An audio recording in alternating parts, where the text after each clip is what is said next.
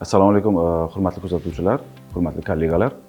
Men Hamdam Rajabov, ortoped vertebrologman. 18 yillik ish stajiga egaman. Shu paytgacha bizda davolangan bemorlar, ya'ni davolangan bemorlar, operatsiya bo'lgan bemorlarimiz soni hozirgi kunda 10 mingdan ortiq bemorlarni davolaganmiz va mingdan ortiq bemorlarda operativ muolajalar o'tkazganmiz. Va qaysi sohalarda ko'proq? Davolanish va operativ muolajalar asosan poзвоночник, ya'ni umurtqa pog'onasini muammolari bilan. Undan tashqari yana bo'g'im muammolari bilan ham shug'ullanamiz va asosan bugungi kunda shug'ullanib kelayotgan muammolarimiz bular umurtqa pog'onasini kasalliklari. Bular asosiy, eng ko'p bugungi kunda uchrayotgan muammolardan biri bu umurtqa pog'onasidagi grijja diska, stenozlar, umurtqa pog'onasidagi umurtqa tanasini siljishi, listezlar, nostabilligi, umurtqa pog'onasi tanasidagi gemangiomalar va bu kasalliklarga olib keluvchi asosiy sabablardan biri bo'lgan bu osteoxondroz kasalliklari bilan shug'ullanib kelamiz.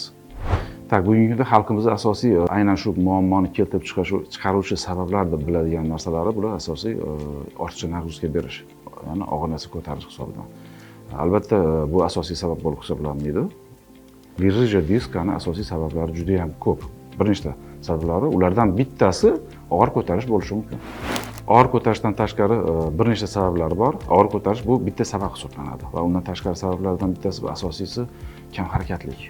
Ya'ni biz kun davomida o'tirgan holatda ishlaymiz yoki bo'lmasa tikka turgan holatda ishlaymiz va albatta bizda umurtqa pog'onamizda shu bel sohasida mana hozir ko'rsatilgan bo'lsa, mushaklarimiz funksiyasi to'xtagan holatda, ya'ni o'tirgan holatda bo'lsa ham, tikka turgan holatda bo'lsa ham. Ya'ni mushaklarning faoliyati yo'q. Faoliyati bo'lmaganidan keyin buni qon aylanishi o'z-o'zidan orqada qoladi. Va albatta qon bilan ta'minlanish orqada qolishini hisobidan umurtqa tanasini orasida joylashgan fibroz halqalarimiz oziqlanishi susayadi.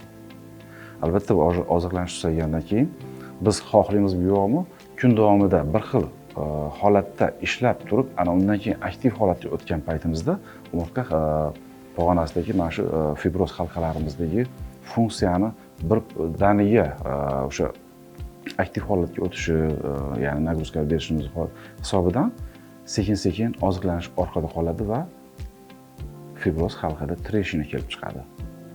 Treshina kelib chiqqandan keyin bu holatda bemorda hech qanaqangi bir klinika bo'lmasligi mumkin. Bemorda hech qanaqa shikoyati bo'lmasligi mumkin. Kelib chiqdi treshinamiz, ya'ni yorig'imiz yoriq bo'lib qoldi va albatta biz yana o'sha ish faoliyatimizni davom ettiraveramiz. Albatta sekin-sekinlik bilan yorilgan, treshina tushgan joydan ichida joylashgan yadromiz, ya'ni disk sekin-sekin bo'rtib chiqadi. Qaysi joyda treshina bo'lishiga qarab. Albatta bu biz o'ylaymiz grijja diska bo'lib qoldi. Hammada bir xil joydan chiqadi. Yo'q.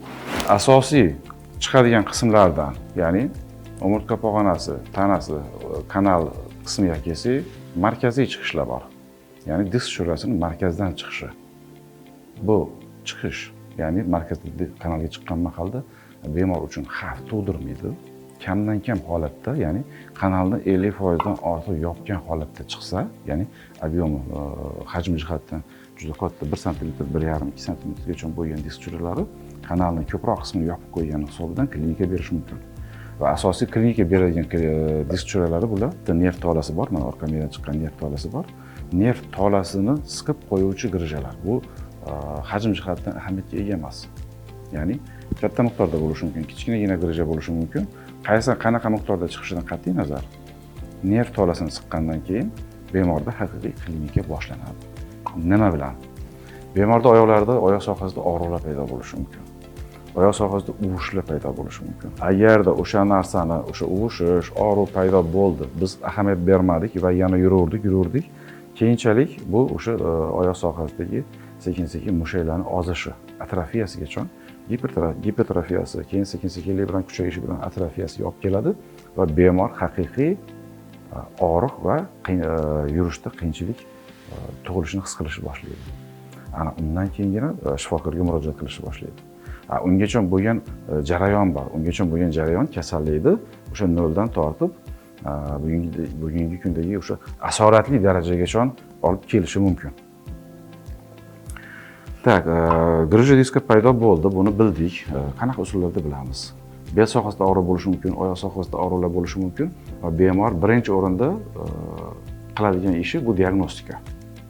Ya'ni o'sha rentgenografiya qilinadi, multispiralli kompyuter tomografiya qilinadi, magnit rezonansli tomografiya qilinadi. Bu MRT, MCKT deb nomlanadi. Asosan tashxis qo'yadigan usullardan shu uchalasi. Uchala tekshiruvdan ham o'tdi.